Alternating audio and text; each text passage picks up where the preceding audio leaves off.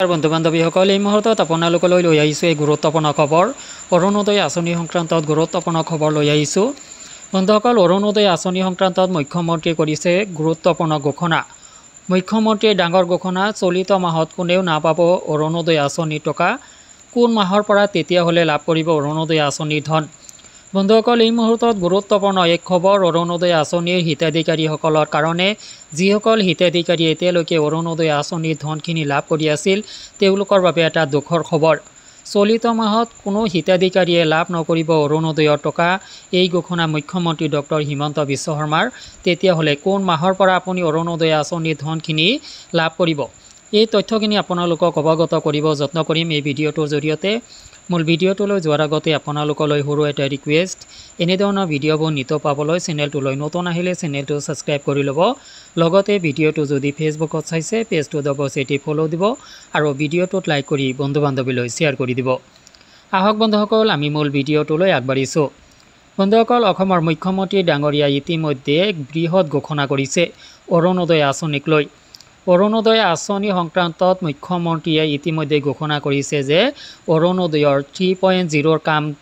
চলি থকাৰ বাবে চলিত মাহত কোনেও অৰুণোদয় আঁচনিৰ ধন লাভ নকৰিব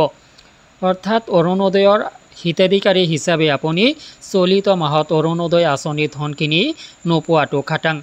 অৰ্থাৎ আগষ্টৰ 10 তাৰিখৰ বা 14 তাৰিখৰ ভিতৰত 10ৰ পৰা 14 তাৰিখৰ ভিতৰত যি ধৰণে আপোনালোকে আগৰ মাহবিলাকত অৰুণোদয় আঁচনিৰ ধনখিনি লাভ কৰি আছিলে চলিত মাহত এই ধনখিনিৰ পৰা আপুনি বঞ্চিত হ'ব অৰ্থাৎ অৰুণোদয় আঁচনিৰ হিতাধিকাৰী হিচাপে যোগ্য হিতাধিকাৰী হোৱা সত্ত্বেও আপুনি চলিত মাহত অৰুণোদয় আঁচনিৰ ধনৰ পৰা বঞ্চিত হ'ব লগা হ'ব আৰু ইয়াৰ মুখ্য কাৰণ হ'ল যে ইয়াৰ আগৰ ভিডিঅ'বিলাকত মই আপোনালোকক জনাইছিলোঁ যে অৰুণোদয়ৰ প্ৰক্ৰিয়া যেতিয়াই আৰম্ভ হ'ব তেতিয়া ভেৰিফিকেশ্যনৰ বাবে অৰুণোদয় আঁচনিৰ ধন পোৱাটো কিছুদিনৰ বাবে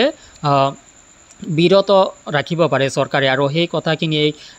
কাৰ্যকৰী হ'ল তো বন্ধুসকল আপোনালোকে যদি আগৰ ভিডিঅ'বিলাক চাইছে তেতিয়াহ'লে এই কথাখিনি গম পায় যে অৰুণোদয় আঁচনিৰ 3rd ফেজৰ কাম আৰম্ভ হোৱাৰ লগে লগেই চলিত মাহত অৰুণোদয় আঁচনিৰ ধনখিনিৰ পৰা আপুনি বঞ্চিত হ'ব অৰ্থাৎ অৰুণোদয় আঁচনিৰ আপুনি যোগ্য হিতাধিকাৰী হোৱা সত্ত্বেও চলিত মাহত অৰুণোদয় আঁচনিৰ ধনখিনি লাভ নকৰিব আৰু এই ঘোষণা অসমৰ মুখ্যমন্ত্ৰী ডক্টৰ হিমন্ত বিশ্ব শৰ্মাৰ অৰুণোদয়ৰ 3য় ফেজৰ কাম চলি থকাৰ বাবেই অৰুণোদয় আঁচনিৰ ধনখিনি পোৱাৰ পৰা আপুনি চলিত মাহত বঞ্চিত হ'ব কিন্তু আপুনি জানি ৰাখক যে অৰুণোদয় আঁচনিৰ যোগ্য হিতাধিকাৰী আপুনি যদি হয় তেতিয়াহ'লে আপুনি অৰুণোদয় আঁচনিৰ ধনখিনি লাভ কৰি থাকিব কিন্তু কোনো হিতাধিকাৰীয়ে চলিত মাহত অৰুণোদয় আঁচনিৰ ধনখিনি লাভ নকৰে অৰ্থাৎ আপুনি নিঃসন্দেহে অৰুণোদয় আঁচনিৰ ধনখিনি চলিত মাহত লাভ নকৰিব গতিকে আপুনি আশা কৰি থাকি লাভ নাই চলিত মাহত যিহেতু অৰুণোদয় আঁচনিৰ 3rd ফেজৰ কাম ষ্টাৰ্ট হ'ব যাৰ কাৰণে আপুনি অৰুণোদয় আঁচনিৰ ধনখিনি চলিত মাহত লাভ নকৰিব কিন্তু আপুনি চিন্তা কৰিবলগীয়া কাৰণ নহয় এইটো আপুনি অৰুণোদয় আঁচনিৰ বাবে